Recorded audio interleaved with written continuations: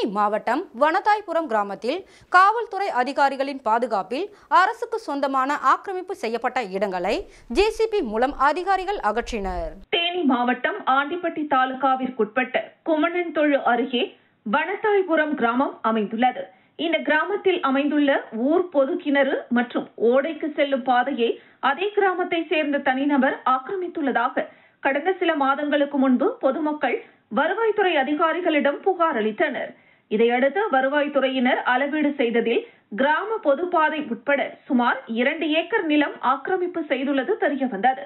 அதனைத் தொடர்ந்து வருவாய்த்துறை மற்றும் ஒன்றிய அதிகாரிகள் கடந்த 2 மாதங்களுக்கு முன்பு ஆக்கிரமிப்புகளை அகற்றி முள்வேலி அமைக்கும் பணிகளில் ஈடுபட்டனர். அப்போது தனிநபர் அதிகாரிகளுடன் வாக்குவாதத்தில் ஈடுபட்டதை தொடர்ந்து தற்காலிகமாக பணி நிறுத்தி வைக்கப்பட்டது. பொதுமக்களின் தொடர் கோரிக்கையை அடுத்து மீண்டும் ஆக்கிரமிப்புகள் அகற்றும் பணிகள் தொடங்கியது. முன்னெச்சரிக்கை நடவடிக்கையாக 50க்கும் மேற்பட்ட காவல்துறையினர் பாதுகாப்பு பணிகளில் ஈடுபட்டனர்.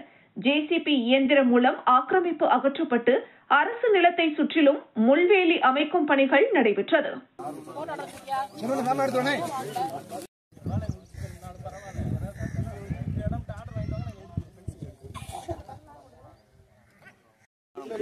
தனிப்பட்ட ஒருத்தர் சொல்லு, தனிப்பட்ட ஒருத்தர் தானே சொல்லு, நான் நிப்பாட்டி வைக்கிறேன். கவர்மெண்ட் இடத்துக்கு எனக்கு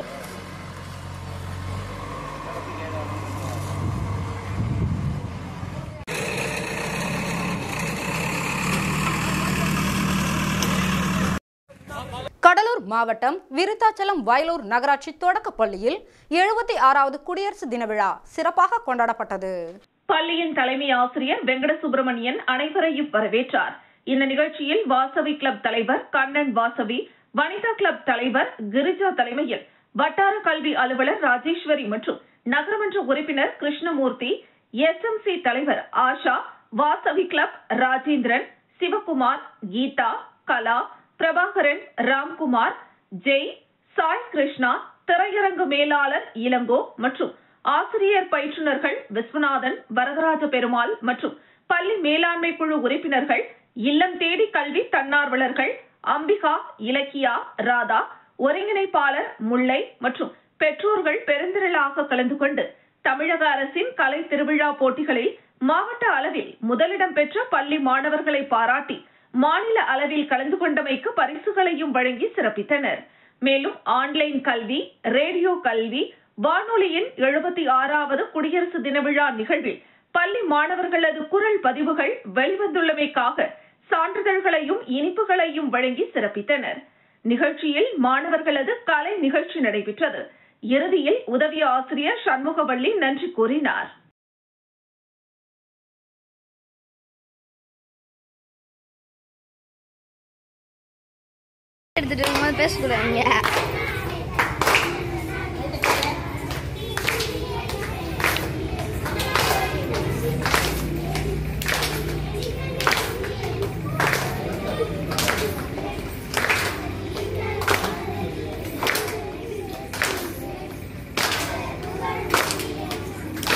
திட்டக்குடி அருகே கண்டமத்தான் ஊராட்சியில் 76வது குடியரசு தினத்தை முன்னிட்டு கிராம சபை கூட்டம் நடைபெற்றது.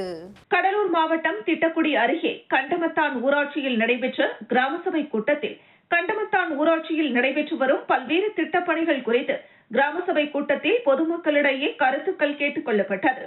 இதில் பற்றாளர் தலைமை பாரதி, ஊராட்சி செயலாளர் முத்தழகன், திட்ட ஒருங்கிணைப்பாளர் வளர்மதி, ஊக்குவிப்பாளர் விமலா, தன்னார்வலர்கள் மங்களேஸ்வரன், வெங்கடேசன், அழகுவேல் உள்ளிட்டோர் மற்றும் பொதுமக்கள் கலந்து கொண்டனர்.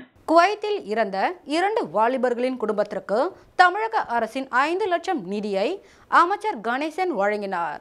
கடலூர் மாவட்டம் மங்களம்பேட்டை கீழவீதியை சேர்ந்த அப்துல் சலாம் மகன் முகமது ஜுனைது, அண்டகுளத்தூர் தெருவை சேர்ந்த பிச்சைக்கனி மகன் முகமது யாசிம், திருவண்ணாமலையை சேர்ந்த கவுஸ் பாஷா மற்றும் உத்தரப்பிரதேச மாநிலத்தை சேர்ந்த வாலிபர் ஒருவர் என 4 பேரும் குவைத் நாட்டில் வேலை செய்து வந்த நிலையில் வேலையின் காரணமாக கடந்த 18ஆம் தேதி அங்குள்ள பாலைவன பகுதிக்கு சென்று அங்கு தற்காலிக குடியிருப்பில் தங்கியிருந்தனர். அங்கு தற்போது கடுமையான குளிர் நிலவி வருவதால் குளிரிலிருந்து பாதுகாத்துக் கொள்ள நெருப்பு மூட்டி கதவுகளை மூடிவிட்டு தூங்கிய போது புகை மூட்டத்தாலும் ஆக்சிஜன் கிடைக்காததாலும் அறையில் தூங்கிக் கொண்டிருந்த 3 பேரும் மூச்சு திணறல் ஏற்பட்டதில் தூக்க நிலையிலேயே இறந்துவிட்டனர். இறந்து போன மங்கலம்பேட்டையை சேர்ந்த 20 உடல்களையும் குவைத் நாட்டிலிருந்து மங்கலம்பேட்டைக்கு எடுத்து வந்து அடக்கம் செய்வதற்கு போதிய வசதி வாய்ப்புகள் இல்லாததால் 2 பேரின் உடல்களையும் அங்கேயே அடக்கம் செய்ய 20 உறவினர்களும் கூறிவிட்டனர். இந்த நிலையில் இறந்தவர்களின் குடும்பத்திற்கு தமிழக அரசு சார்பில் தலா 5 லட்சம் ரூபாய் நிதி உதவி வழங்கப்படும் என்று முதலமைச்சர் மு.க. ஸ்டாலின் அறிவித்தார். இதையடுத்து கடலூர் மாவட்ட ஆட்சியர் சிபி ஆதித்ய செந்தில்குமார் முன்னிலையில் தமிழ்நாடு தொழிலாளர் நலன் மற்றும் திறன் மேம்பாட்டுத்துறை அமைச்சர் சி.வி. கணேசன் இருவரின் வீட்டிற்கும் நேரில் சென்று அக்குடும்பத்தினரை சந்தித்து ஆறுதல் கூறி 5 லட்சம் ரூபாய்க்கான காசோலைகளை வழங்கினார். இதில் விருத்தாச்சலம் சட்டமன்ற உறுப்பினர் ராதாகிருஷ்ணன், கோட்டாட்சியர் அழகர்சாமி, வட்டாட்சியர் உதயகுமார், மங்கலம்பேட்டை பேரூராட்சி மன்ற தலைவர் சம்சாத் பாரி இப்ராஹிம், செயல் அலுவலர் மயில் வாகனன், திமுக வடக்கு ஒன்றிய செயலாளர் வேல்முருகன், பேரூர் செயலாளர் செல்வம், மாவட்ட வழக்கறிஞர் அணி தலைவர் பாரி இப்ராஹிம், மாவட்ட ஆதிதிராவிடர் நலக்குழு துணை அமைப்பாளர் ராமு உள்ளிட்ட திமுக நிர்வாகிகள் கலந்து கொண்டனர்.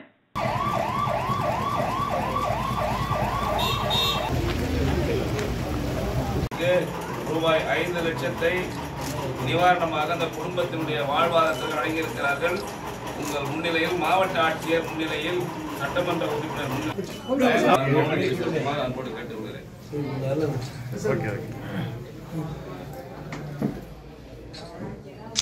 உலகத்திலேயே குப்பைக்கு வரி போட்ட அரசு அது திமுக அரசுதான் என பகிரங்கமாக முன்னாள் அமைச்சர் சி.வி. சண்முகம் குற்றச்சாட்டு. விழுப்புரம் மாவட்டம் ஒலக்கூர் மேற்கு ஒன்றிய அதிமுக சார்பில் வட சிறுவலூர் கிராமத்தில் ஒலக்கூர் மேற்கு ஒன்றிய கழக செயலாளர் கிருஷ்ணமூர்த்தி தலைமையில் பூத் கமிட்டி முகவர்கள் அமைத்தல் குறித்து முன்னாள் அமைச்சரும் மாநிலங்களவை உறுப்பினருமான சி.வி. சண்முகம் கலந்து கொண்டு ஆலோசனை வழங்கினார். இதில் மாவட்ட நிர்வாகிகள் ஆனந்தி அண்ணாதுரை, வெங்கடேசன் ஆகியோர் முன்னிலை வகித்தனர். இக்கூட்டத்தில் ஒலக்கூர் மேற்கு ஒன்றிய கழக நிர்வாகிகள், சார்பணி நிர்வாகிகள் பெருந்திரளாக கலந்து கொண்டனர். கூட்டத்தில் முன்னாள் அமைச்சர் சி.வி. சண்முகம் பேசுகையில், திமுக ஆட்சியில் அத்தியாவசிய பொருட்களின் விலை ஏறிவிட்டது. மின் கட்டணம் 3 முறை உயர்த்திவிட்டனர். பால் விலை உயர்த்தியுள்ளனர். கூட்டணி கட்சி தலைவர்களும் நிம்மதியாக இல்லை. திமுக தொண்டனும் நிம்மதியாக இல்லை. 2026 திமுக தொண்டனே அதிமுகவிற்கு வாக்களிப்பார்கள். மேலும் யாரும் கேட்காமலே கடந்த ஆட்சியில் பொங்கல் பரிசாக 2500 ரூபாய் கொடுத்த ஆட்சி அதிமுக ஆட்சி என பெருமிதம் கொண்டார். அதற்கு முன்னாள் அமைச்சர் சி.வி. சண்முகம் இந்த ஆட்சியை கோணல் ஆட்சிதான் என்றும், திமுக ஆட்சியில் மு.க. ஸ்டாலின் குடும்பம் மட்டும்தான் நலமாக இருக்கிறார்கள் என்றும் குறிப்பிட்டார். அதே போல இந்த மாவட்டத்தில் பொன்முடி, மஸ்தான் குடும்பங்கள் மட்டும்தான் சந்தோஷமாக உள்ளனர். ஏன் திமுக கிளை செயலாளர்கள், தொண்டர்கள் யாரும் சந்தோஷமாக இல்லை என கூறினார். மேலும் திமுக ஆட்சியில் அனைத்து தரப்பு மக்களும் எந்த பயனும் அடையவில்லை. ஒரே குடும்பம் மட்டும்தான் பயனடைந்துள்ளது. அது திமுக குடும்பம், மு.க. ஸ்டாலின் குடும்பம் மட்டும்தான் என்று குற்றம் சாட்டினார்.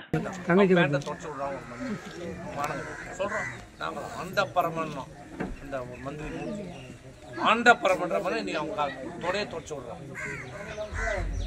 இதுதான் இந்த ஆட்சி நடக்குது. மக்களுக்கான ஆட்சி இல்லை.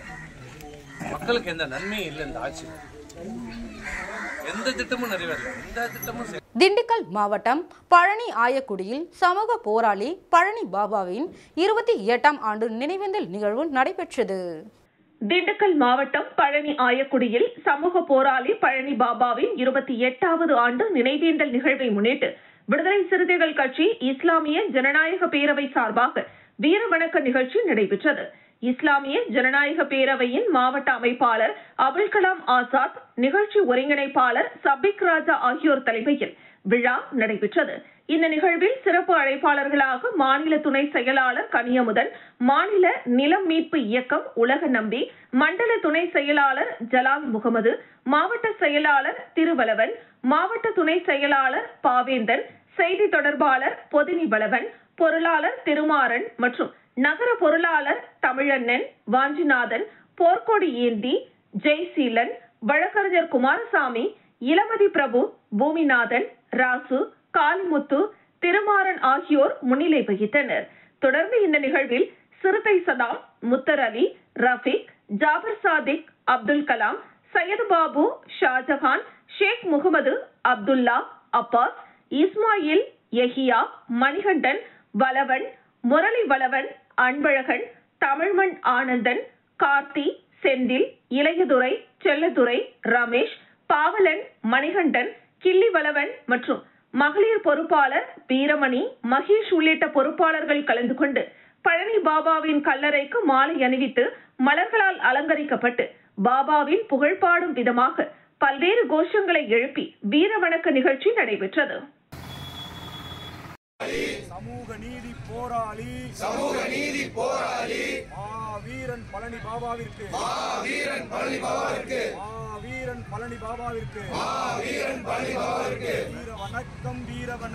வீர வணக்கம். தமிழர் தம்பிகள் நாங்கள்.